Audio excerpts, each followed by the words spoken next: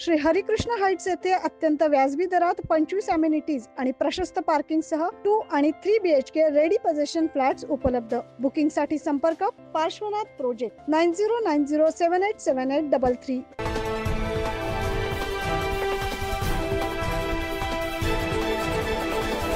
विधानसभा निवडणुकीच्या प्रचारासाठी अवघे 5 ते 6 तास शिल्लक आहेत। त्यामुळे उमेदवारांसह राजकीय पक्षाकडून जोरदार प्रचार केला जातोय।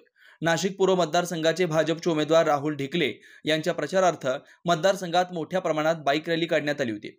या बाईक रॅलीत उमेदवार राहुल ढिकले यांचं ठिकठिकाणी जोरदार स्वागत करण्यात आलं। यावेळी उमेदवार राहुल ढिकले यांनी 5 वर्ष मतदारांच्या संपर्कात राहावं लागतं, अवघ्या 20 दिवसात पैशाच्या जोरावर निवडणूक जिंकता येत नाही असं सांगत प्रतिस्पर्धी उमेदवारावर जोरदार निशाणा साधलाय।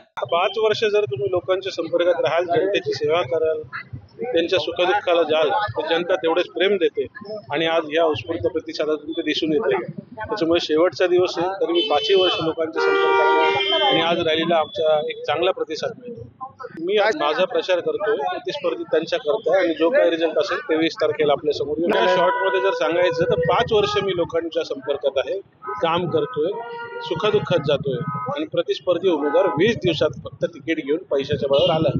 त्याच्यामुळे लोक काय निर्णय घेतात ते आपल्याला दिसेल। नाशिक हा कुंभमेळ्यासाठी प्रसिद्ध आहे।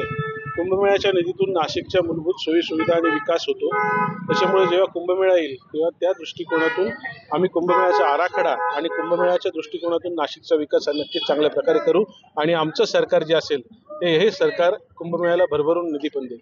त्यामुळे आता नाशिक पूर्व मतदारसंघात केलेल्या विकास कामांमुळे पुन्हा एकदा राहुल ढिकले यांचा विजय होणार असल्याचं बोललं जात आहे। 9 न्यूज महाराष्ट्र ब्युरो।